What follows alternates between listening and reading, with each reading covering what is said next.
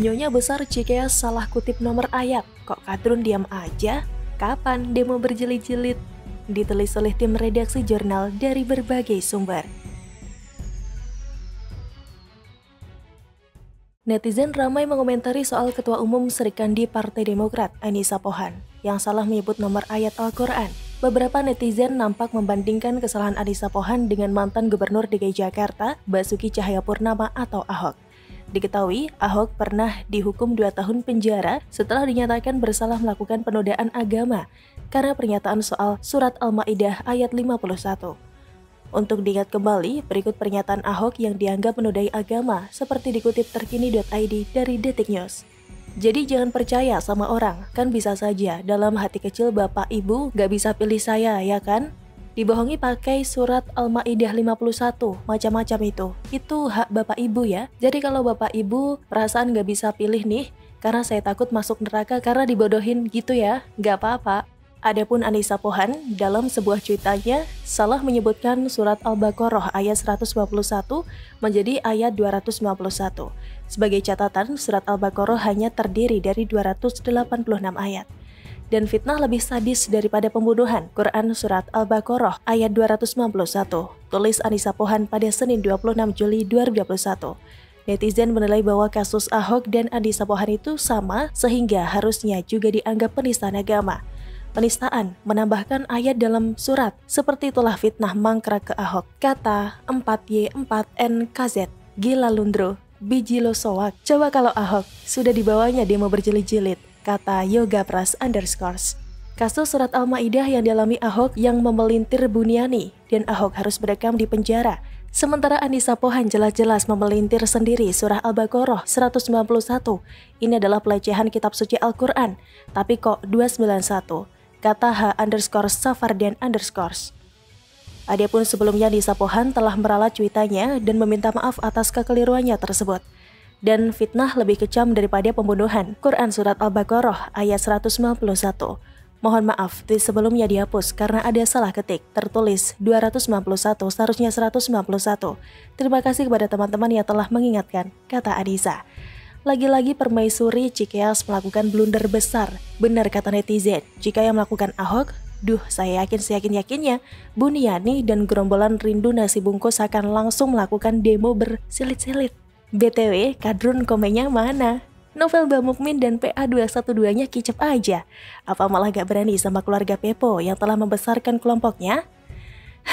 Bener-bener gak adil ya. Anyway, peranan istri dalam kehidupan berumah tangga sangat penting. Penting bagi kelanggengan rumah tangga itu sendiri. Selain rumah tangga, peranan istri dalam menjadi supporter buat suaminya juga sangat penting. Keburukan dari suami di dalam karirnya janganlah dicampuri oleh istrinya. Bukannya saya seksis atau tidak mementingkan peranan perempuan ya.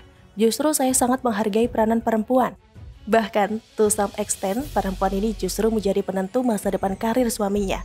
Melihat Anissa Pohan yang berkali-kali blunder dalam bikin cuitan, membuat saya melihat justru dia malah bikin susah AHY. Coba lihat istrinya Mas Gibran, Mbak Selvi Ananda. Cantik, kalem, anggun, gak ngomel mulu di Twitter. Ya mungkin Mbak Selvi sadar itu bukan ranahnya. Juga kalau pada akhirnya blunder kan ya, ngisin-ngisini kalau kata orang Jawa mah. Bukannya nama suami makin dipuja, malah makin diejek-ejek sama netizen plus 62. Dan memang, karma itu nyata. Kenapa saya bilang begitu?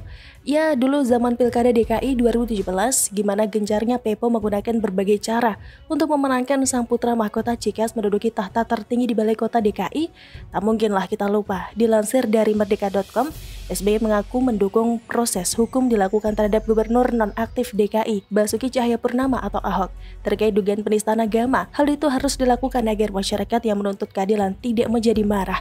Menurutnya, jika proses hukum sudah dilakukan, maka tidak ada alasan untuk menuding bahwa Ahok tidak bisa disentuh hukum. Pak Ahok yang harusnya diproses hukum. Jangan sampai beliau dianggap kebal hukum setelah Pak Ahok diproses secara hukum, semua pihak menghormati. Ibaratnya jangan gaduh, kata SBY dalam jumpa pers di kediamannya Cikeas, Jawa Barat pada Rabu 2 November 2017. SBY juga meminta agar penegak hukum tidak ditekan dalam menjalankan tugasnya.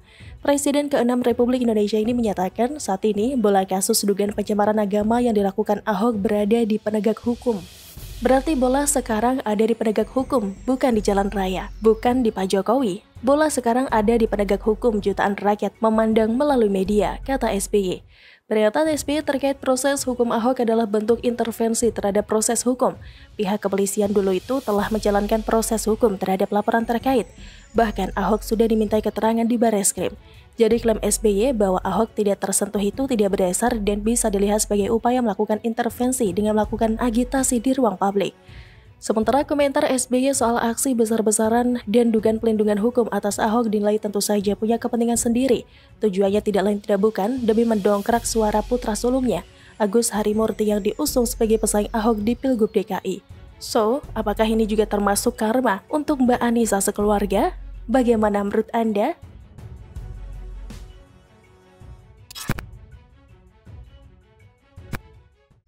Layu sebelum berkembang, aksi Jokowi Endgame gagal total, ditulis oleh Syardi dari siwar.com.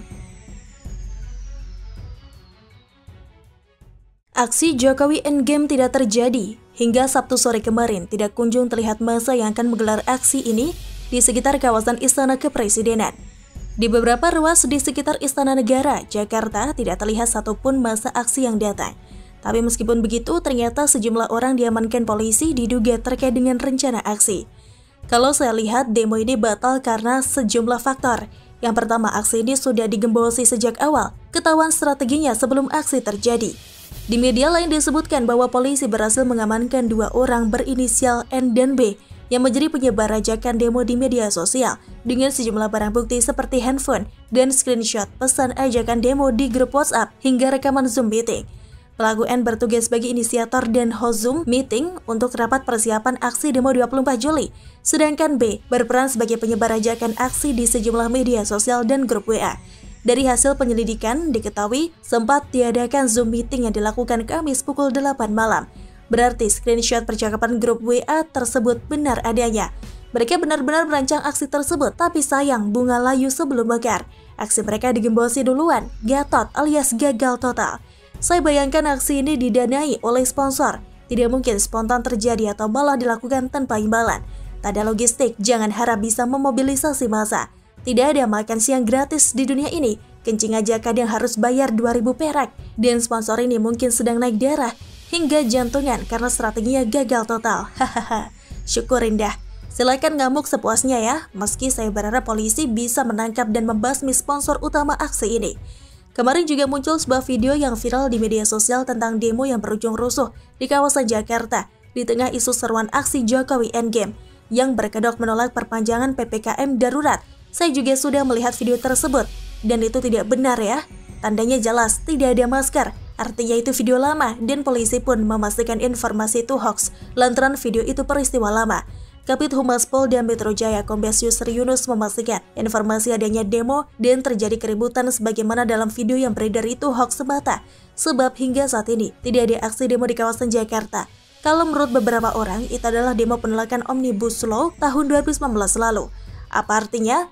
Ada 2 kemungkinan. Yang pertama adalah untuk menebar ketakutan di masyarakat karena bisa jadi ini terkait dengan gagalnya demo Jokowi Endgame, sehingga mereka mencari cara lain dengan menyebarkan video lama dan dikemas dengan isu baru. Kemungkinan kedua yaitu ingin memberikan pancingan agar masyarakat atau massa turun ke jalan, ibarat biar jadi bahan bakar semangat lah.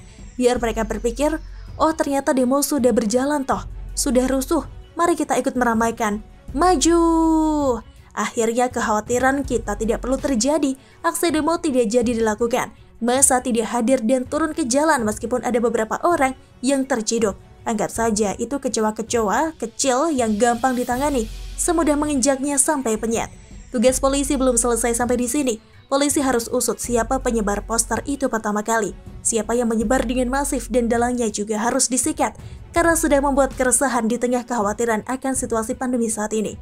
Di saat masyarakat terombang-ambing dalam situasi pandemi yang tidak menentu, mereka membuat provokasi dan ingin memicu kerusuhan. Ini tidak boleh dibiarkan berlarut-larut. Di luar negeri, pengacau seperti ini langsung ditindak tegas tanpa banyak pertimbangan. Sudah jelas mereka salah, harusnya tanpa banyak mikir. Semua pihak terkait melakukan tindakan terukur dalam hal penindakan tegas. Buat kecoa-kecoa kecil yang tertangkap, jangan biarkan mereka lolos begitu saja. Jangan sampai kasus ini selesai di materai 10.000 dan permintaan maaf. Kalau tidak, mereka pasti bakal tertawa petentang-petenteng seperti jagoan karena tidak diproses hukum. Bagaimana menurut Anda?